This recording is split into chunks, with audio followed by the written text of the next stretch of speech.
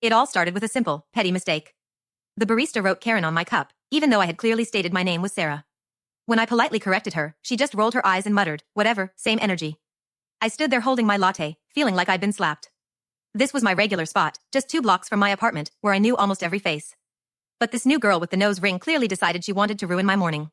The real problem, however, wasn't the barista. My boyfriend, Mark, was sitting at our usual corner table waiting for me. For the past few months, things between us had felt off. He kept telling me I was too uptight, too demanding, and that I made a big deal out of everything. His exact words last week were, "You stress about the smallest things, and it's exhausting." So, I didn't say another word to the barista. I just took my cup with Karen written in giant, mocking letters and walked over to Mark. He looked up from his phone and immediately started laughing. "That's hilarious," he said, not even bothered to ask what actually happened. To be honest, it kind of fits. Something inside me just snapped. It wasn't a loud, screaming snap, it was quiet and cold. "What does that mean?" I asked. He tried to backtrack fast, claiming he was just joking, but his face told me everything.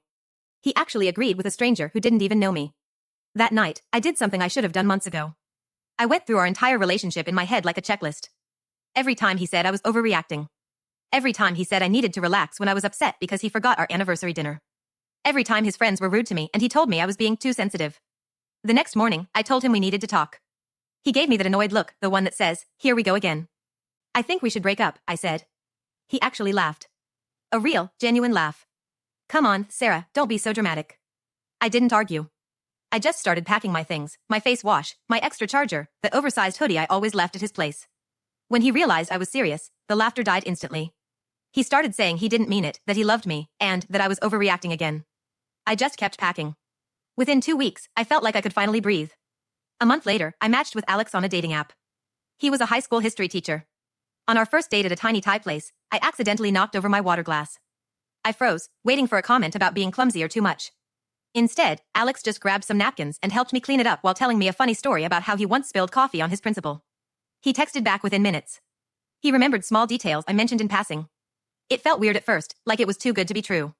3 months after the breakup, Mark texted me at 11 p.m., "I miss you so much." That coffee shop thing was stupid. You aren't a Karen. I was being a jerk. Can we please try again?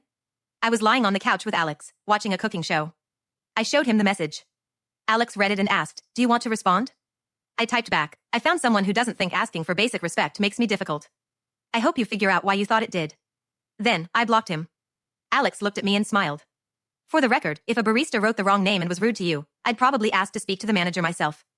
Guess we're both Karens then, I laughed. Mark tried to reach out through friends, telling everyone I had changed and wasn't the girl he fell in love with. My friend asked if that bothered me. I thought about it for a second and said, "Good. I hope I did change."